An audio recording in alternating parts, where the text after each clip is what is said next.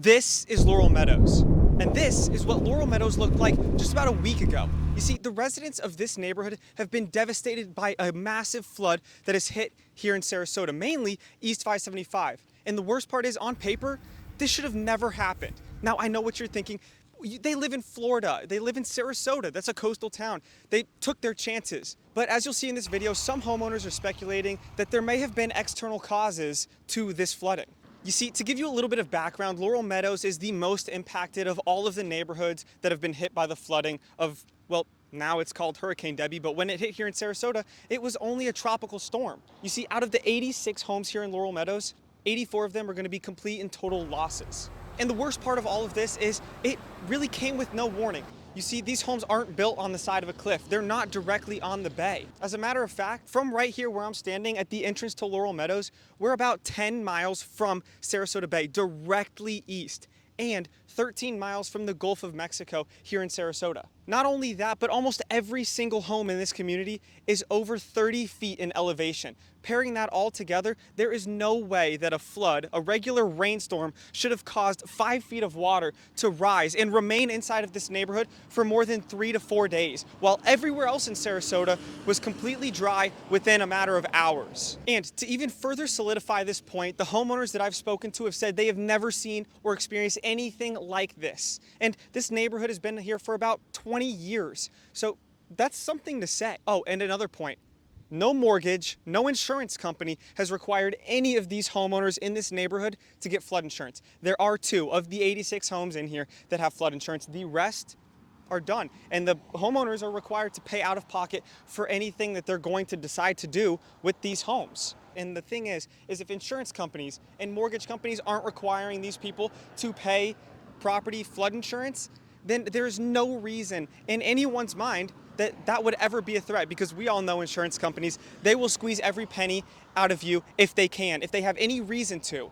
In this video, I'm going to be talking with some homeowners and asking them what they think the causes are of this flooding, what they're doing next, and we're going to even tour some of the homes, so stay tuned. How long have you lived here for? Ron and I have lived here 23 years. Wow, okay, and in those 23 years, have you ever had any experience with rain, with these water levels and flooding like this? No flooding experience. Ever? It started raining on Sunday, and we sat on the lanai and watched the water come up, and we thought it's never going to get up here. We went to bed, and that morning about 3 o'clock, Ron got up and said, "There's water up to my ankles." And the water just kept coming and coming. And I didn't realize what kind of water it was, so that morning I went out walking around in over foot-high water taking pictures. Wow. Not thinking about snakes or any creatures that could be out there until someone warned me, and then I stopped. The sheriff's airboat came and got us. We signaled them. I sort of flagged them down because I saw them go by with their lights flashing, and they said, "We'll be right back," and they did. They got several other groups of people out and came and got us. Now, did you get any kind of forewarning on this? I know where we lived, this was just one of those regular Florida storms. It was just a tropical storm. We had no warning that it was going to be like this. Nothing, no idea. No. Yeah. We didn't have suitcases packed or anything. Yeah. Who came in and helped you get the drywall cut out? We haven't had it cut out Your yet. drywall still all in and everything? Yes. You want to go? May I? Yes. Okay. We can record any of this stuff. We don't care. Okay, thank you so much. Yeah. Wow. Of course, all the mattresses have to go. Yeah, everything. Everything. Oh my gosh, yeah. I can turn the light on if that'll help you Well, you photograph can see anything. real good there. Yeah. Wow. Allison Cavallaro. I live off of Province and Yarberry in Laurel Meadows. Been here 15 years, moved in 2009, February. So where was the water? You wake up Monday morning, where's the water at Monday? I think 5 feet from my front door, and in the back it was high, but not to my pool yet. And so for everyone who isn't familiar, I mean, Monday was basically the end of the rain. We were basically done with rain mid-Monday. We had bans. We did have rain bans, but I have nothing that should accumulate to another 5 feet of water definitely coming not. up. No, definitely not. What it is?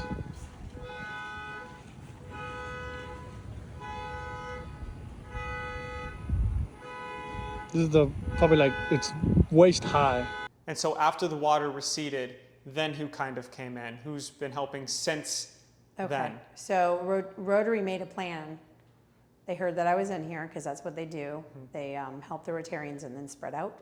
So they made a plan how they were going to do it, but they couldn't get in until they could drive in. Right. Because they needed to come in here and see how bad it is or how high it went in the houses, and all of them were kind of different. So that was really the first people that came in. They were driving around. We had Luis on his jet ski with pulling a John boat, and then we had the Hummer going around, and then there's really nice that large people. military kind of ammo tan truck Yep. I saw. And then a double deuce from Mayaca, I think, came out. There was just a lot of different Community. civilians. Yeah. Plain old awesome civilians coming out and helping us. What do you guys think, the people who live in Laurel Meadows, what do you think is the cause of this? Because you said it yourself. Right. You've lived here 15 years, did you say? Yeah. And you've never experienced any kind of water rising, maybe a bit in the roads here and there. That's Nothing ever scary. Irma was the scariest, like I said, but it wasn't a big deal. So what are you saying is causing this? What do you think is causing this? Well, when you take developments and you build up, it has to drain somewhere. Right. So it drains down back to the lower. The older homes are lower. Which you guys weren't lower when this area was built. That's right. That's right. But now we were evil. Now you are level. because of all the new construction around you. Absolutely. Yeah. So you think it's got to go somewhere. You think that's part of it, or do you think that might be all of it? Or I think that's just part of it. Never know. Yeah. I guess we're going to find out. So what's next for the homeowners and you specifically here in Laurel Meadows? Is there plans to obviously rebuild, and what are those plans? Right. So, I mean, the neighborhood wants to stay together. It's a really good community. There's some really neat people, and they've gotten to know each other the past couple of weeks. You've gotten to know them. I have. Yeah. There's some beautiful, beautiful people. Absolutely. But of course, in the back of their mind, they're like, if we build this, it's going to happen again. I would like to think that they're going to find a solution for this, correct it, be transparent. Guarantee that this will never ever happen again. Right, and it's just interesting that it's election time. So maybe that'll make a difference for them to be transparent and let us know what's going on. Now, something interesting that one of the homeowners pointed out to me as I was making my rounds here is not only this medical tent that has been here, but also this massage tent. So the massage tent and the medical tent are typically reserved for very highly impacted areas. And even then, a massage tent is usually not a normal thing to see. These are here to keep an eye on the homeowners, to make sure that nobody's getting sick, because the assumption is this was all sewer water from the plant next door and runoff water that overflowed into this neighborhood. And the massage table that you can get a free massage at if you're a homeowner here is to keep people calm, and the disaster relief kind of truck is to make sure that people aren't getting sick from inhaling any of the water or the air that kind of came around inside of these homes. So just something to think about. So at what point did you know, all right, it's time to get out of here? Like if we stay any longer. Yeah. So in the afternoon, it might have been like around 4, I started smelling sewer, what I thought was maybe sewer. And he wasn't here. He was out of town. And I called him and I said, could water come up through the shower? And he's like, I don't think so. I'm like, okay. And maybe an hour later, so maybe around 5, I went into my back bathroom and looked at my shower and I thought, what looks different? And then I realized the whole bottom, like 2 to 3 inches, was this brown muck water that had been coming up from the drain. That had me concerned. But I mean, it was sunny. Right, exactly. The rain kind of stopped. It always does. Monday. It always recedes. So, I'm talking to my friends. I'm like, it's getting high, but the sun's out. It's going to recede, like it always does. And I think it was around 7 that the water started to come in. 8 or 9, I called 911 because I was home alone and I had pets. Yeah. And now I couldn't get out. Right. Because once it's at the house, the street is another 2 or 3 feet below where your house is. Exactly. And I didn't know no car could have gotten through that. So I called 911 and they ended up sending the fire department it was like a special op unit. but they didn't get here until about 12:30 at night. All right, so now, after the fact, we're about 2 weeks post flood. Yep. Who's been helping you since then? What kind of help have you gotten? Well, You yeah, can- you can it pitch was in right. whenever you want. Coworkers, friends, neighbors, people who I've never met in the 6 years we've lived here. I mean, the support each of us is, showing each other is amazing. Yeah. But I wouldn't say we have had anything from the government. Neighbors talk, the community talks. Yep. Things happen. Yep. What have you guys been talking about? Is your thoughts? What caused this? What is boy. the idea that's been going around? A couple. So we've heard we've heard about them opening up Lake Manatee, the dam, and initially my thoughts were we're not connected to that, but then other people said we are. So I'm not sure about that. I do know about the celery fields, the opening of that dam. There's been a lot of speculation that the waste treatment plant that's just right on the other side of the Conveniently street, located. right,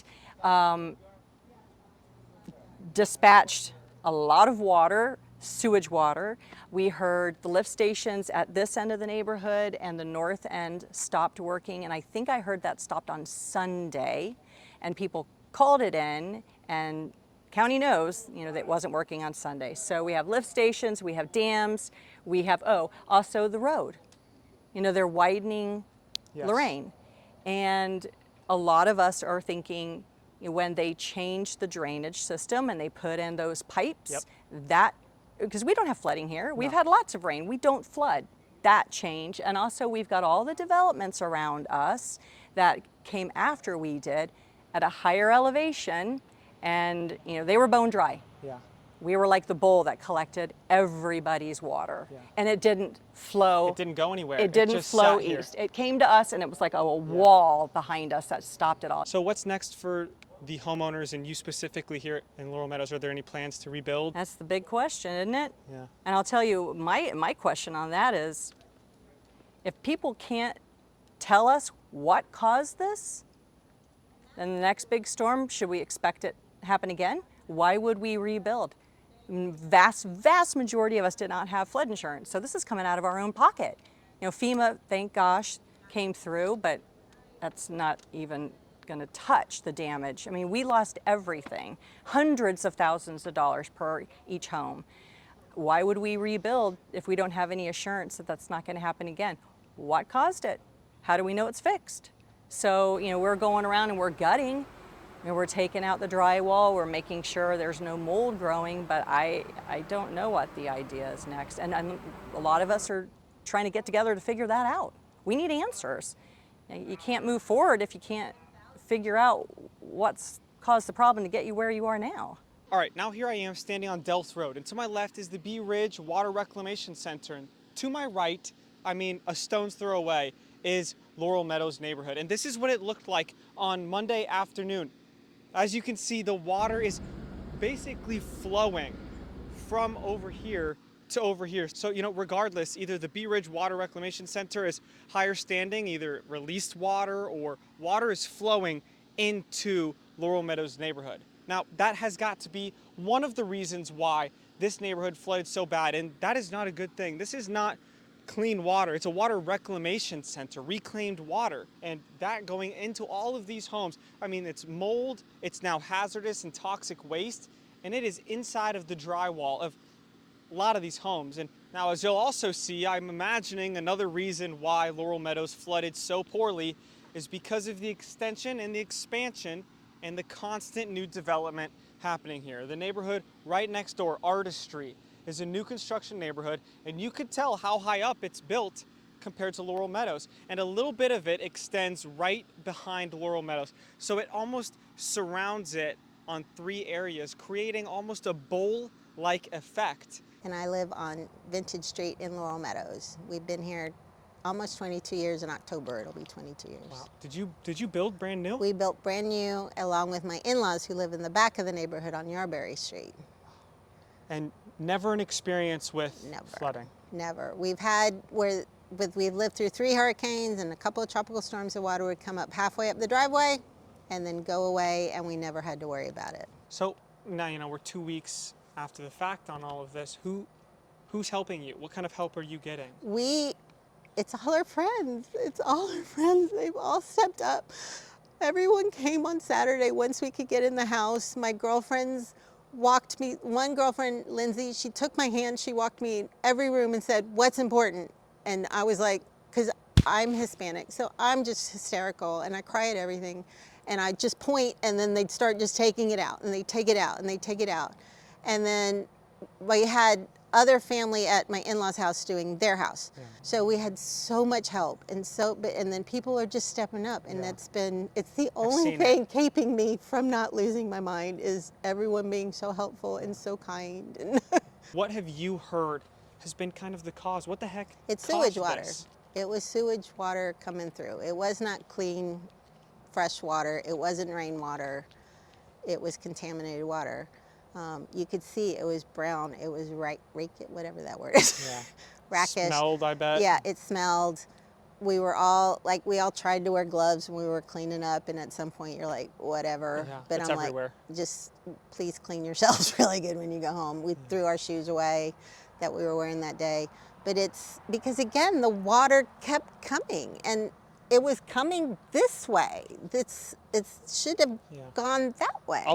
I'll put footage up that I have from the water flowing, and you guys are perfect because you're right off of Delft Road. It's in your backyard. Right. This is a ditch. The ditch fills up, and that's it. Yeah. It doesn't keep coming. Especially not after the rain when stops. It wasn't raining. It would drizzle a little bit, but not the deluge that we had Sunday night. It doesn't come up 4 feet with no rain because that doesn't make any sense. But yeah, sewage because of water sewage and water, now everything it touched we had to throw away because it's contaminated, and we don't have time to wash it or clean it or anything.